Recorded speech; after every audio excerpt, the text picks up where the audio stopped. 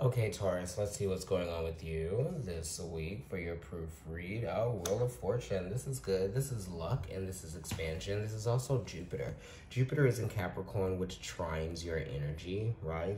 It's retrograde season. I believe that Jupiter is going to be going retrograde at some point soon, if it hasn't already. The Wheel of Fortune is talking about an opportunity that is going to come in, right? Maybe quickly, or you might have to act quickly on an opportunity. You know, it might be something even unexpected. So it could be anything. You know, it could be the opportunity to purchase or gain something, right? Something beneficial for you. It could be something that is, you know, a new electronic. I don't know why I'm getting that.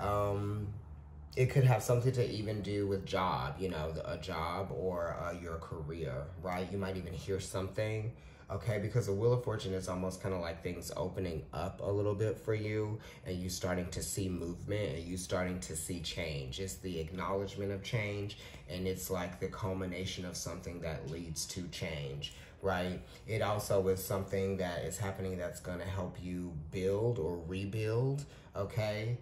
There might be a change in direction that you might be seeing yourself go in, or there might be something that changes about, you know, it could have been something that you were doing before and now something has changed about that and you're having to, you know, adjust. You know, and you might not even be feeling comfortable with having to make that adjustment. You know, you might actually even be a little bit annoyed with having to make that adjustment because it was just something that just kind of happened and you're just having to like go with it and, you know, adapt to it because you're being basically taken off guard maybe. And that's okay. It's not a bad thing. But then also, for some of you, this is an opportunity that you need to take, right, advantage of so that you can begin a new process that's going to be beneficial for you in some way, shape, or form. The 10s are talking about career and it's talking about professionalism, yes, and the way that people see you, right? And this is a really good card in terms of happiness and all of that. It's Jupiter, so Jupiter is going to be ruling the full moon that happens in Sagittarius during I'm gonna say it's either end of May or beginning of June, one of those. I don't really know the date for the full moon in Sagittarius just because we haven't had the new moon in Gemini yet, but yes, that's what I'm thinking about. This is also information that might be coming in quickly that leads you to an opportunity, right? That's gonna be one that's beneficial. Okay, yeah, and it might even have to do with, you know, having to take the lead, okay? This is very fiery energy. This is very, like, competitive energy. And with Jupiter and Sagittarius being competitive, and then this is Leo being competitive, right? With the Five of Wands, this talks about a group, right? Or there being some sort of institution or, like, company where there might be some competitiveness happening. So much so that it's preventing you from getting the work done, right?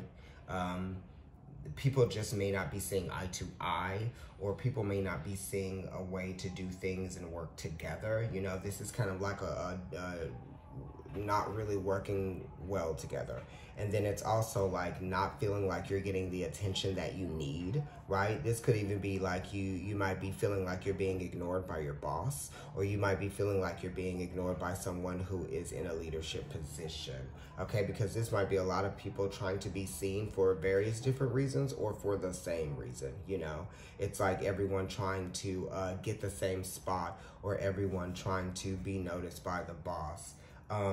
This is also talking about the fun could be being taken out of a situation just because Saturn is like the disciplinarian to some degree, and Leo is like the fifth house of romance. Okay, for some of you it might be romance, right? Romance might be the fun of the romance might be being taken out of something. But then it's also fun and games, right? So the playfulness and the jovialness and the way that something might have been benefiting you in a way before may not be doing that now. Or you might just not be seeing the fun in something that you are currently doing or currently committed to, right? So it's almost like you're hoping for an opportunity for something to change or to go in a different direction. Yeah, and I feel like it definitely has something to do with career, right? With the Wheel of Fortune being here and then this being Saturn. Yeah, you know, it's a change of perspective as well with the Wheel of Fortune on a deeper level as well. You know, if you've had this change of perspective, then you'll be able to take advantage of the opportunity when it comes in because you'll be ready, you know, because you've had time to adjust the perspective. But if you haven't gained that perspective and you don't have that mature mindset yet, you know, you might have some difficulties being able to recognize the opportunity when it comes in because you may not actually even know what you want, right? So you might just be having like some conflict, some inner conflict, right? In your head, you know, in your conscience, right?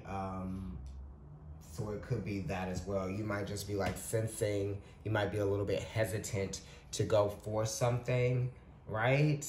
There's like some kind of hesitation here with an opportunity. Either that or there is a need to get out of a situation that you might be feeling locked in, or you might just be feeling like you don't know the way that you're gonna get out of it. But something's gonna come up and it's gonna give you the encouragement and the motivation and the thoughtfulness to see that it actually can, right? If you really think about it. And it's gonna be very obvious to you here, okay? Because the Wheel of Fortune is very obvious, and then the Five of Wands is obvious as well. All right, yeah. So this is kind of like, this card is talking about interference, but it's interference on a level that I feel like is consciously unconscious, right? Which is so weird because the eights are talking about encouragement, right? And strength and the will of your mind, okay? So I feel like you are concerned about what other people might be thinking of you or what their strong opinions might be, or you might have, you know, a concern as to not being able to control what other people think, right? Based on what you do. And it's kind of like sometimes you have to just do what you've got to do and not really care about how other people see that action, you know, because it might be the best action for you. It's not the best action for them, so they're not going to be saying like, oh my God, that's great, yeah, do that. So really, you know, when other people's opinion don't really count, then you have to tune that out, right? And you have to tune into yourself. So this is asking you to tune into yourself. What are your needs, but also what are your desires? And what are you actually passionate about, right? So, you know, this Eight of Swords here is Jupiter in Gemini. And that's Jupiter, this planet, right? This card being in the sign that it doesn't necessarily want to be in.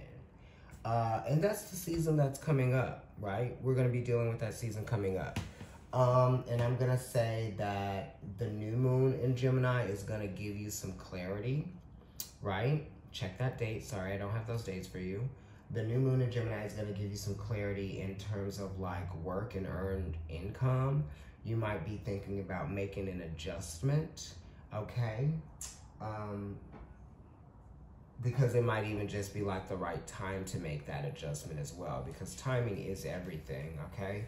And Saturn talks about time, but also, you know, the 8th house talks about timing as well, being able to strike while the iron is hot, or being able to be flexible and agile in the moment. But this is, don't worry about what other people are saying or thinking about you. Do you, okay?